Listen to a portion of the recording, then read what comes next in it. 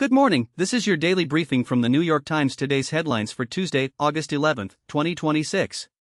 We have a packed edition today, stretching from a stunning revelation about President Trump's movements at last month's NATO summit to a major earthquake in Colombia, from the frontiers of artificial intelligence to the sweltering platforms of the New York City subway, and much more. Let's dive in.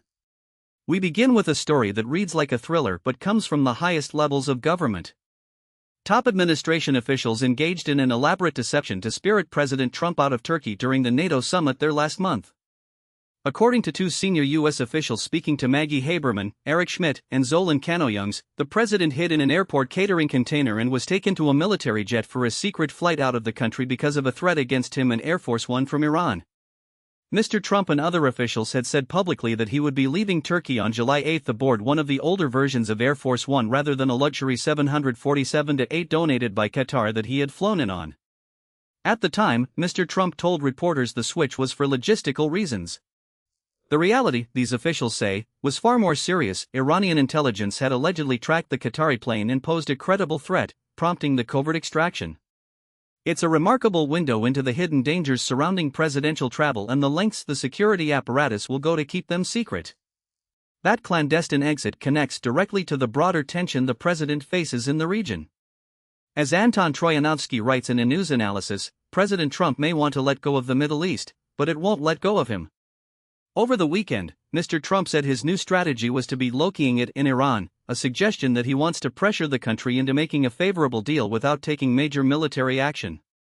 But a stark reminder of the limits of U.S. power came from Israel, where Prime Minister Benjamin Netanyahu declared Sunday he was ruling out Mr. Trump's peace plan for Gaza.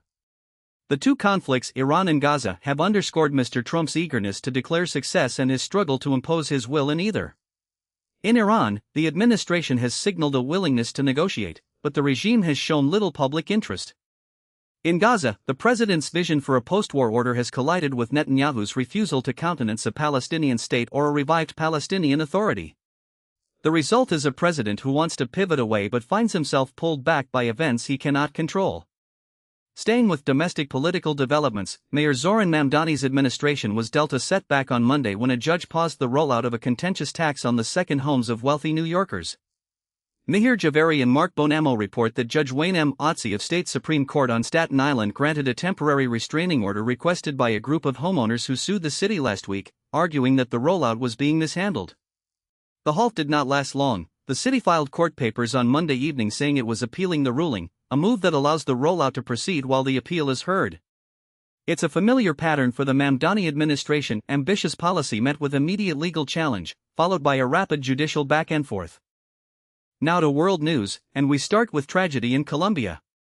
A powerful earthquake rocked western Colombia on Monday morning, rattling much of the country and setting off a desperate search for survivors in the rubble of collapsed buildings in several major cities.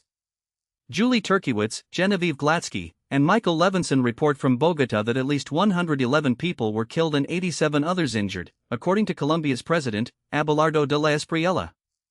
He said at least 1,575 homes, 18 health centers, and 52 schools had been damaged.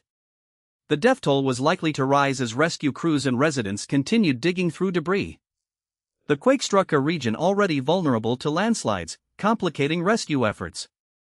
Ordinary citizens joined professional responders, forming human chains to clear rubble by hand where heavy machinery couldn't reach. It's a stark reminder of how quickly the ground can give way, and how communities respond in the first, critical hours. Half a world away, a Ukrainian drone attack Monday on an industrial city about 550 miles east of Moscow was among the deadliest on Russian territory since the full-scale war began in 2022. Ivan Nechepurenko and Shivano Grady report that at least 13 people were killed and 39 others wounded in the strikes on Nizhnekamsk, in the Republic of Tatarstan. The city is home to one of Russia's largest and most advanced oil refineries. Russian investigators said civilian and industrial sites had been hit.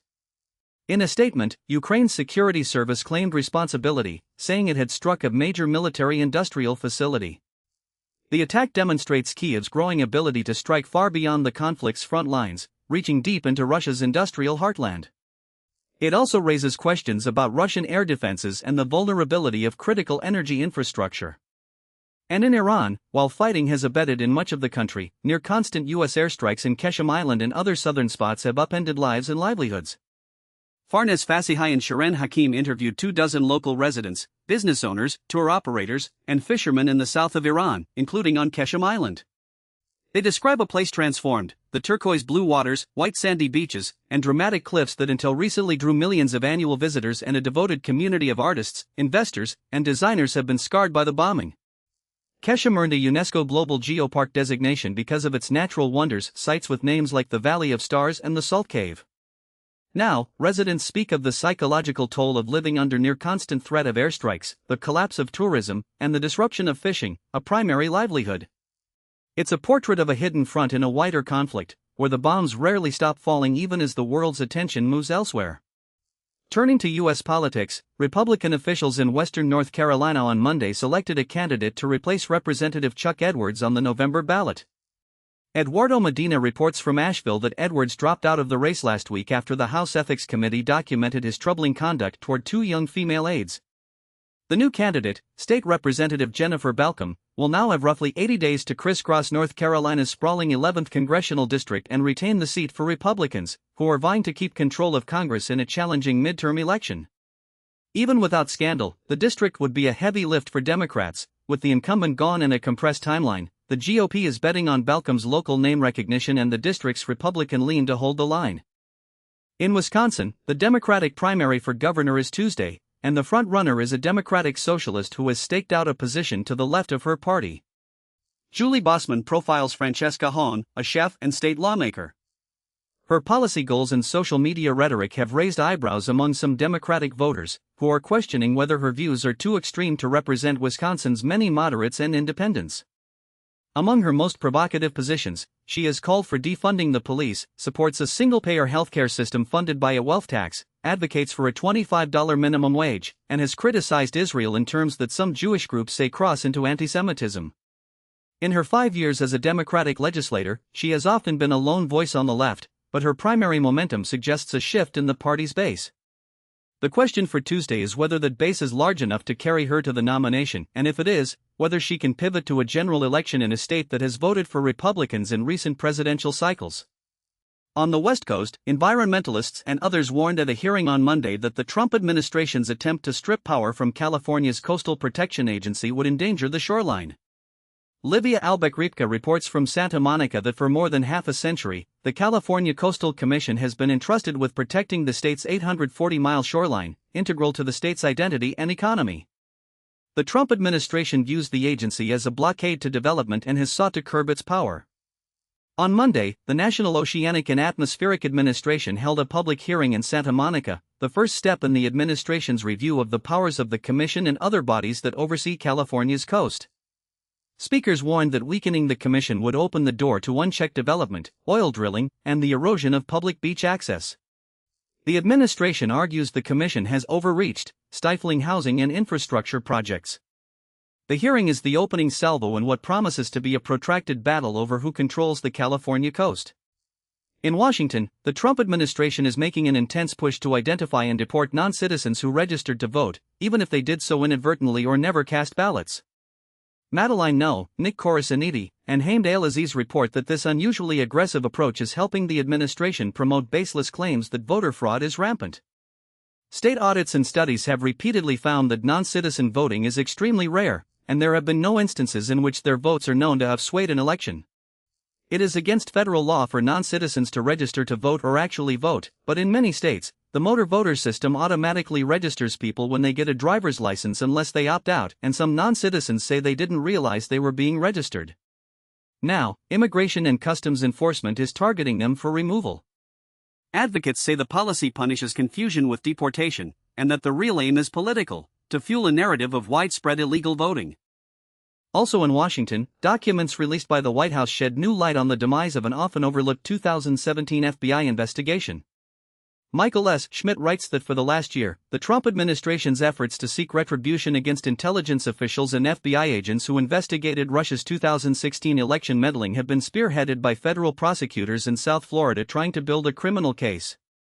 But in recent weeks, the White House has added a dimension to its push to rewrite the history of the Russia investigation, releasing a trove of previously classified FBI memos that it says back up President Trump's claims that a so-called deep state was out to get him.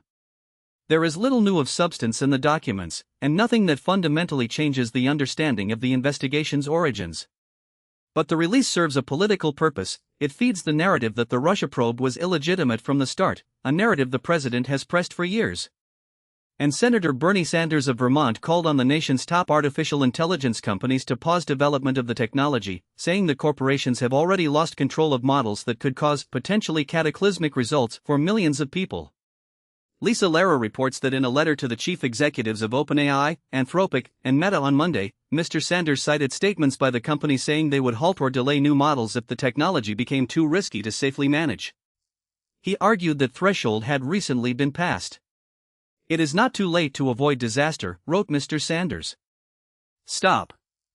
The letter reflects a growing anxiety in Congress about the pace of AI development, but it also highlights the limits of congressional power. There is no consensus on regulation, and the industry is moving faster than lawmakers can act.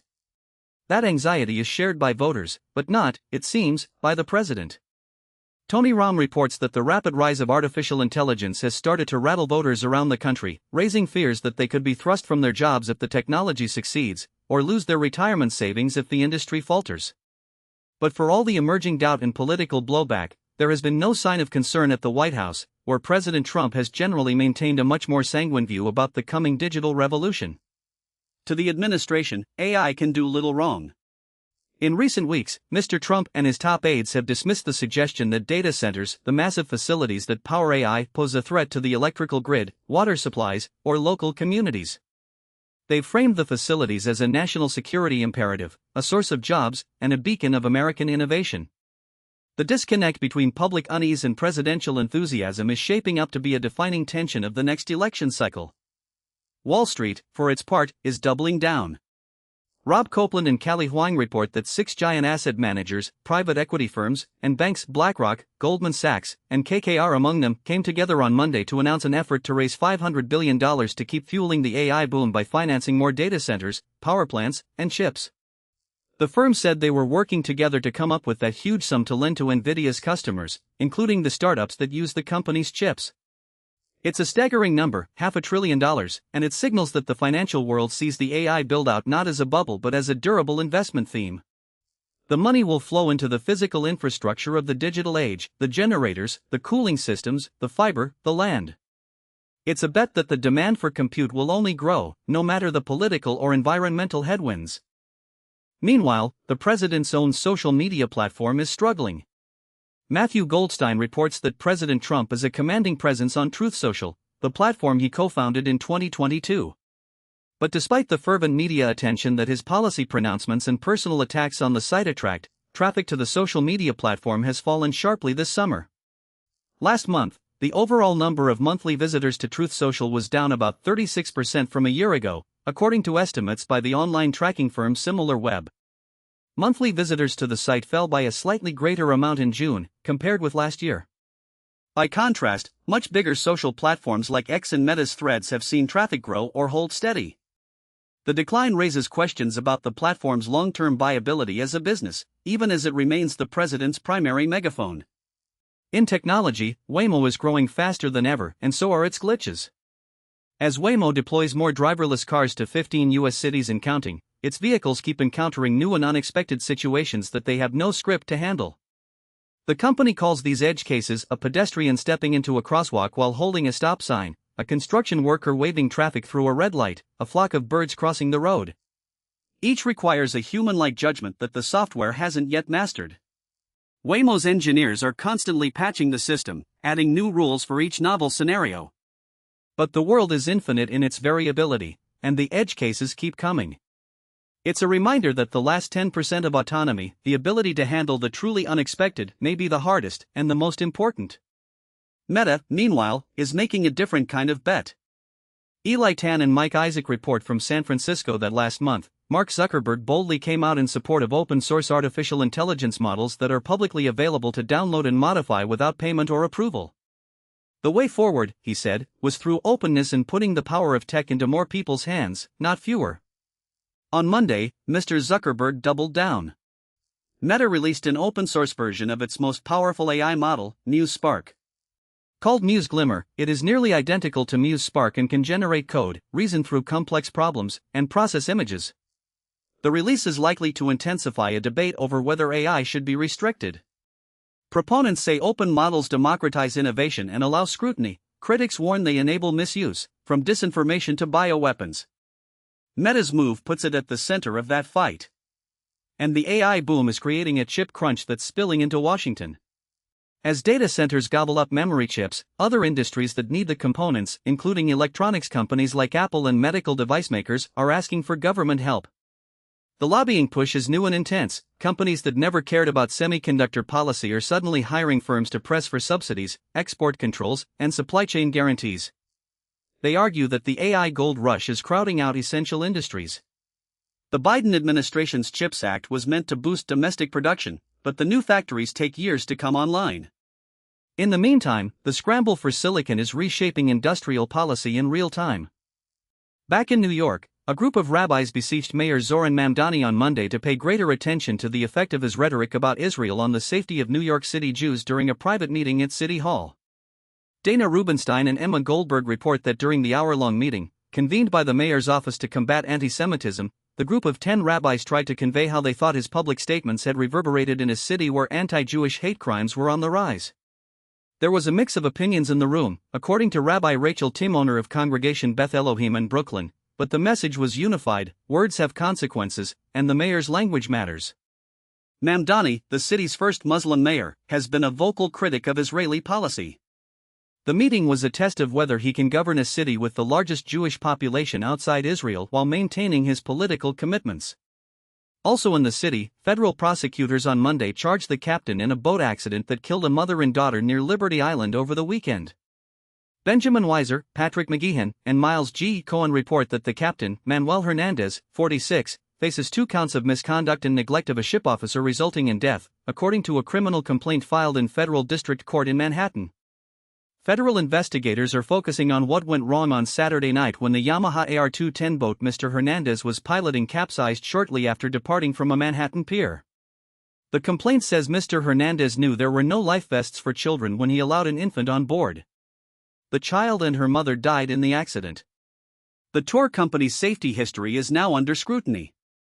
It's a devastating reminder of the consequences when commercial operators cut corners on basic safety. And in a more forward-looking vein, Mayor Mamdani and state transit officials announced a plan to study a heat capture system that could cool a notoriously hot train station and help heat city buildings in the winter. Stefanos Chen reports that summer in the New York City subway, where temperatures can exceed 100 degrees on train platforms, can feel like a sauna. Now, they want to try something new, an underground air exchange system that could cool stations in the summer and heat nearby buildings in the winter. On Monday, they announced a study to test the feasibility of the system, called a Thermal Energy Network, at the Brooklyn Bridge City Hall and Chambers Street Station complex in Lower Manhattan. The study will examine whether the heat generated by trains, passengers, and machinery can be captured and redistributed. If it works, it could be a model for cities worldwide. It's a rare piece of infrastructure news that's about ingenuity rather than decay. In the arts, the National Gallery of Art in Washington is facing accusations of soft censorship. Zachary Small reports that in May 2025, scholars were puzzled when a symposium named Color Lines Across the United States and Mexico announced a sudden move from the National Gallery to a smaller institution several miles away. The symposium, designed to address issues of race in American and Mexican art, had been planned by the museum's prestigious Center for Advanced Study in Visual Arts. Why had the institution canceled virtual attendance, taken the program off its website, and switched it to Dumbarton Oaks, a museum and research center affiliated with Harvard?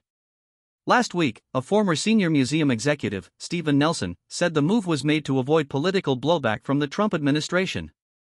The symposium's focus on race and its inclusion of Mexican artists, he said, made it a target.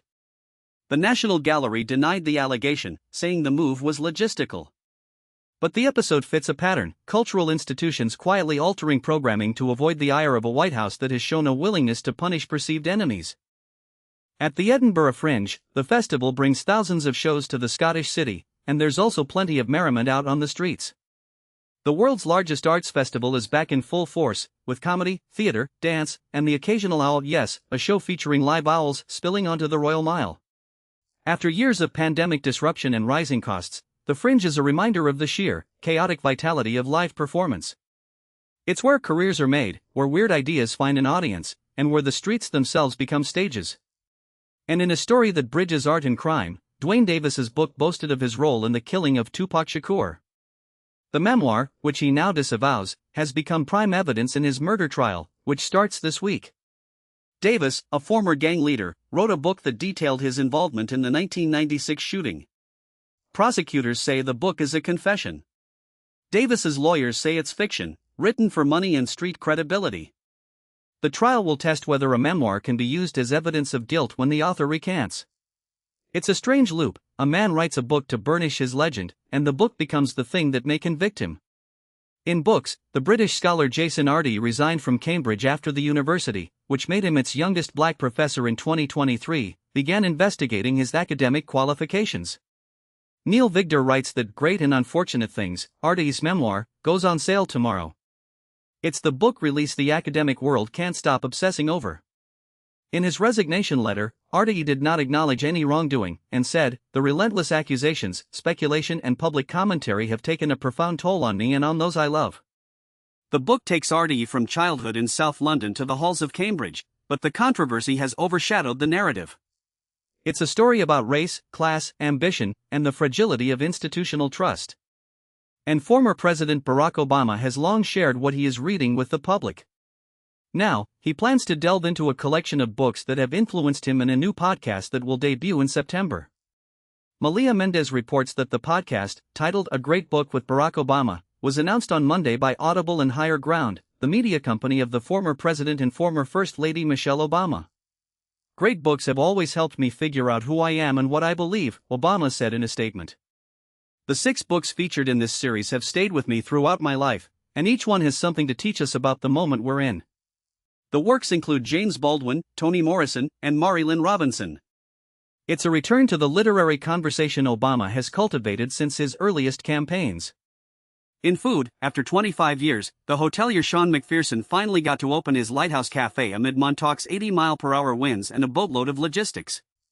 The restaurant sits at the end of the world, or at least the end of Long Island, where the Atlantic meets the Sound. McPherson, known for the Jane Hotel and the Marlton, has chased this project for a quarter-century. The result is a place that feels both timeless and immediate, a refuge from the elements that serves the elements: oysters, lobster rolls, the catch of the day. It's a testament to persistence in an industry where most dreams close within a year. And for those who can't make it to Montauk, there's a classic New England seafood dish that's the antidote to $30 lobster rolls: the stuffed quahog, or stuffy. A hyper-local dish, especially suited to home cooking, and delightfully in reach. It's chopped clams, breadcrumbs, herbs, sometimes sausage, baked in the shell. It's the kind of food that reminds you that the best meals are often the ones rooted in a specific place, made by hand, eaten without pretense. In science, a bald eagle whose loves and losses riveted millions via a live stream of her lifelong nest died in a California animal hospital on Monday. Sean Hubler and Alexandra E. Petrie report that the eagle, known as Jackie, gained worldwide fame during the COVID-19 pandemic, as a bored public became enraptured by her life in the rugged San Bernardino Mountains. Viewers tuned in to watch her soaring, nesting, and squawking over a landscape suddenly far less filled with the affairs of human beings. Jackie raised eaglets with 2 mates in the same nest where she was born in 2012, atop a 120-foot pine. She died while being treated for anemia. Her mate, Shadow, remains. The live stream continues. It's a small, wild story that became a shared ritual for millions. And in a move that signals the political pressures on science itself, the nation's top scientific body has removed a chapter on climate science from a reference manual for judges after an outcry from critics on the right, including President Trump. Karen Zrake reports that the National Academies of Sciences, Engineering, and Medicine said Friday that it had determined that questions about the processes used to develop the chapter warrant an independent review, and the chapter will not appear on our website while that review is underway. The chapter appeared in the 4th edition of the Reference Manual on Scientific Evidence, produced in partnership with the Federal Judicial Center. It was meant to help judges understand the science behind climate cases. Its removal, even temporarily, is a striking concession to political pressure and a warning about the vulnerability of scientific institutions in a polarized era. In wellness, for the 3rd time in less than a year, President Trump on Monday issued an executive order that calls for American children to be routinely immunized against fewer diseases, as they are in countries like Denmark. Apoorva Mandavili and Danny Blum report that the latest version embraces more explicitly than its predecessors a revised schedule that recommends immunizing children against 11 diseases, rather than the 17 currently recommended by the Centers for Disease Control and Prevention. The order also directs the Attorney General to advance legal challenges against states that violate children's rights to religious or medical vaccine exemptions. It is not clear whether the order, the president's third to address the topic in less than a year, has any legal power. But the signal is unmistakable: the administration wants to narrow the vaccine schedule, and it's using the bully pulpit to do it. That signal was amplified at an Oval Office event announcing the order, where Mr. Trump suggested falsely that vaccines were linked to autism and that the combined measles, mumps, and rubella shot could be lethal, among other claims. Apoorva Mandavili, Danny Blum, and Maggie Astor fact-checked those claims. The autism link has been debunked by dozens of studies. The MMR vaccine is not lethal. The vaccine schedule is not overloaded. Experts said they were concerned that the statements from Mr. Trump, Health Secretary Robert F. Kennedy Jr., and others at the event would sow further doubt and confusion about the safety of immunizations. The executive order may not have the force of law, but the rhetoric has the force of influence. And the Trump administration proposed a new rule on Monday that would require food companies to tell the government when they are adding new ingredients to their products, moving to close a long-standing loophole decried by food safety experts as a major weakness in the regulation of the nation's food supply.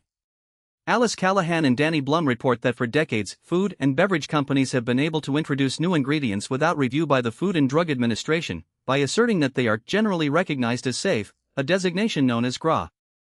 While the policy was initially drafted for common ingredients like vinegar and baking soda, it has been stretched to cover novel chemicals and engineered substances. The proposed rule would require notification, but it is unclear if the agency has the resources to vet them all. It's a step toward transparency, but the gap between rule and enforcement remains wide. In travel, workers at a catering facility that provides in-flight meals to Los Angeles International Airport said they had been exposed to cockroaches, maggots, and mold in a complaint filed on Wednesday with the California Division of Occupational Safety and Health. Gabe Castrorutte reports that the complaint against Flying Food Group, a catering company that serves many of the nation's busiest airports, also claims that employees at the facility in Inglewood, California, had insufficient or non-existent soap and drying paper in facility restrooms. Unite Here Local 11, the labor union that brought the complaint, urged Cal/OSHA to investigate. The facility prepares thousands of meals a day for major airlines. The allegations raise questions about the oversight of the food supply chain that feeds millions of passengers. On a more hopeful note for travelers, a wave of new services uses AI to monitor flights and hotel reservations to help you find lower prices. Elaine Blusack looks at how these tools work. For years, she's recommended tracking prices after booking to see if they drop.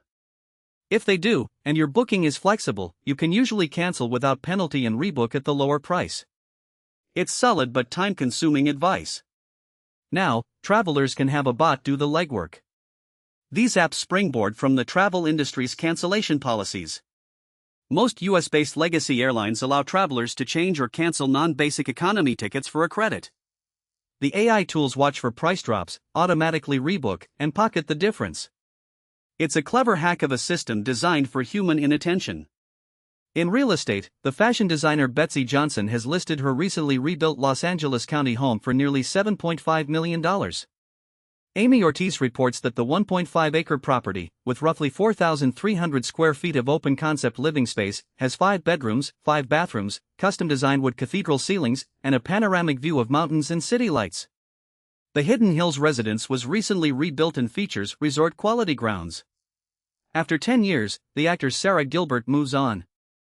It's a glimpse into the gated world of Hidden Hills, where the famous and the fortunate trade homes like baseball cards. At Copenhagen Fashion Week, a low-key shoe completed an array of refined, put-together looks. Simbarash Cha writes that when did flip-flops become fashionable? In Copenhagen for Fashion Week, he saw countless others wearing flip-flops in scenarios that would have been considered taboo not too long ago. The footwear, the stalwarts of bodega runs and beach vacations, appeared with tailored trousers, structured blazers, and evening dresses.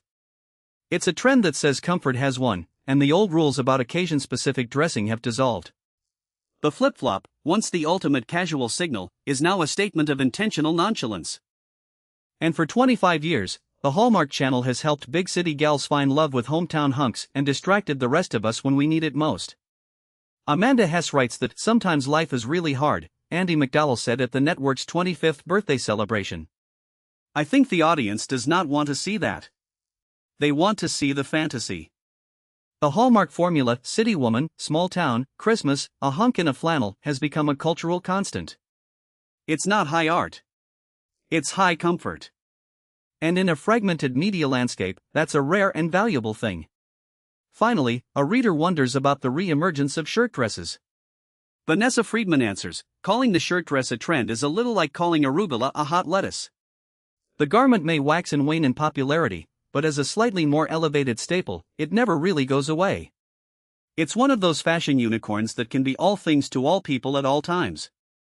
Sophie Thielert, a former designer for Azzedine Alaïa, has been designing shirt dresses since she started her namesake line in 2007.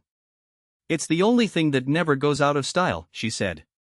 The shirt dress endures because it solves a problem, it looks put together without trying. In the magazine, Shania Twain is still thrilling young audiences and influencing a new generation of musicians. The pop country megastar has found a second life on TikTok, where her songs soundtrack everything from dance trends to coming out videos. She's embraced the platform, posting her own videos, duetting with fans. It's a masterclass in longevity. She didn't chase the algorithm, she let the algorithm chase her. And in opinion, Michelle Goldberg writes that because this is a family newspaper, she cannot quote the piquant term that Brandon Herrera, a Republican House candidate in Texas, used to refer to children in a 2023 video. He called them trophies for getting a man to ejaculate. Nor can she repeat the obscenities he used to explain why the opinions of mothers are without value. 2 weeks ago, ahead of a fundraiser that Mike Johnson, the House Speaker, was holding for Herrera, the Austin American statesman reached out to Herrera's campaign about these resurfaced comments. Herrera's team responded with a crude dismissal. Johnson held the fundraiser anyway. Goldberg's point, thanks to Trump, GOP extremism has become so ordinary that it breaks through only when it reaches an absurdly high level. Ben Rhodes, in a guest essay, profiles Rob Sand, the Iowa state auditor running for governor with a slogan: costs, corruption, and cancer. Iowa has the fastest growing rate of new cancer cases in the nation. Sand, just shy of 44 with boyish good looks, is very much a moderate, but he has a withering critique of the political establishment. Rhodes followed him to town halls in Fort Dodge, Boone, and Newton. He sees in Sand a potential antidote to the Republican grip on the state, a Democrat who speaks the language of the heartland without surrendering his principles. Whether that's enough in today's Iowa is the question. Aaron E. Carroll, a pediatrician, writes about a teenager with a congenital heart defect and a weakened immune system who got a flu vaccine each year. One year, a stretch of medical visits and hospitalizations crowded out that routine care, and the vaccine was missed. The child caught influenza, the virus led to a secondary bacterial infection, and he died. This wasn't a failure of medical discovery, it was a failure of medical delivery. The Trump administration has dismantled the agency that ensures that research makes its way into medical practice. The Agency for Healthcare Research and Quality, the body that translates evidence into care, has been gutted. Carroll's essay is a reminder that the distance between a breakthrough and a bedside is measured in systems, not just science. Mike DeWine, the Republican governor of Ohio, argues in a guest essay that immigration could be Trump's Nixon goes to China moment. In 1972, Nixon traveled to the People's Republic of China, resulting in formal diplomatic relations. Few others could have done it for fear of being labeled an appeaser. But Nixon's lifelong fight against communism gave him the credibility to make the bold move. DeWine says Trump has an equally historic opportunity. For decades, the country's failure to seal its southern border has hamstrung agreement on a rational immigration system. Trump, with his hardline credentials, could deliver a grand bargain. Whether he wants to is another question. Alice Lassman, an economist, writes that for most people her age, Gen Z, one of their Safari tabs is often a chatbot. When she writes about AI and intimacy, people imagine AI girlfriends or tech fanatics. But she says AI has become a kind of social sealant, filling the gaps in young people's relationships. It's not just the lonely who use it, it's the busy, the anxious, the unsure. A chatbot rehearses a difficult conversation. It drafts a text to a crush. It explains a feeling you can't name. It's not replacing human connection, it's scaffolding it. The question is what happens when the scaffold becomes the structure. And finally, a guest essay on what America owes to Afghan women. 5 years after giving up on Afghanistan, America still has a responsibility to the country's women. The essay argues that the withdrawal was a strategic choice, but the abandonment of Afghan women and judges, journalists, activists, students was a moral failure. The Taliban's edicts have erased them from public life. The U.S. cannot reverse the withdrawal, but it can use its leverage, diplomatic, financial, cultural, to insist on their rights. It's a debt that doesn't expire with a true pullout. That's your briefing for Tuesday, August 11, 2026. We covered a lot of ground today, from a president smuggled in a catering container to a bald eagle who united millions, from the mines of Tatarstan to the flip-flops of Copenhagen, from the halls of the National Gallery to the kitchens of Montauk. The news is vast, but the threads connect: power and its limits, technology and its discontents, the stories we tell and the ones we suppress. Thanks for listening. We'll be back tomorrow with another edition of today's headlines from the New York Times.